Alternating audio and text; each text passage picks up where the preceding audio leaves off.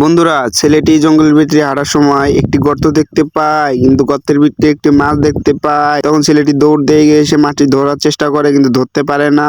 তখন ছেলেটি বুঝতে পারে যে মাছটি ধরতে হলে কিছু একটা করতে হবে। তখন ছেলেটি গর্তটি সুন্দরভাবে পরিষ্কার করে নেয়। পরিষ্কার করে নিয়ে গর্তটি ভালোভাবে দেখে একটি সাইকেলের বাম্পার নিয়ে এসে তারপর সাইকেলের বাম্পারটি লাগিয়ে দিয়ে এরকম ভাবে ধরলে মাছটি ধরা যেতে পারে। তখন ছেলেটি সুন্দরভাবে বাম্পারটি গেড়ে নেয়, দুই সাইডে দুইটি লাকড়ি দিয়ে এরকম ভাবে মাটিতে গেড়ে নেয়। গেড়ে নেওয়া হয়ে গেলে তারপর একটু বেশি করে গেড়ে নেবেন যাতে না উঠে যায়। এর জন্য দেখতে পারবেন যে সুন্দরভাবে মাছটি ধরা পড়বে।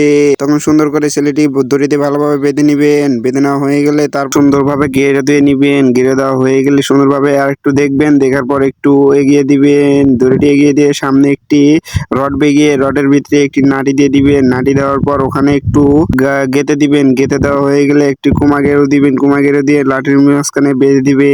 বেঁধে দেওয়া হয়ে গেলে এরপর আপনি সুন্দরভাবে লাকড়ির উপর লাগিয়ে এটা এরকম ভাবে রেখে দিবে। তখন আপনি সুন্দর একটি গেরো দিয়ে মুখটির মাঝখানে রেখে দিবেন।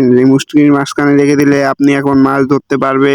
এখন ছেলেটি দূরে চলে যায়। দূরে চলে যেয়ে দেখে যে মাছটি বের হয় নাকি।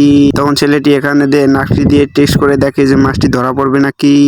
ছেলেটি দেখে মাছটি ধরা পড়বে। তখন ছেলেটি ডাক দিয়ে চেক করে দেখে মাছটি ধরতে পারবে। তখন আবারও সেরকম ভাবে আগের জায়গায় সেই যেভাবে লাকড়িটি লাগানো ছিল সেরকম ভাবে লাগিয়ে নিবেন। লাগিয়ে নিয়ে সেই কুমাগের ওটি মাথায় দিয়ে দিবে। গর্তের মাথায় দিয়ে দিয়ে এখন গর্তের মাথায় সুন্দরভাবে এরকম ভাবে দিয়ে এরকম ভাবে রেখে এখন আপনি দূরে চলে যাবেন। এরপর মাছ অটোমেটিক আপনার ধরা পড়বে। যখন ধরা পড়বে আপনি পরে সেই মাছটি ধরে নিয়ে যেতে পারবে। তখন ছেলেটি ওখান থেকে চলে যায়। চলে যাওয়ার 1 ঘন্টা পর ছেলেটি আবারও চেক করতে আসবে। তখন দেখবে যে মাছ ধরা পড়েছে কিনা।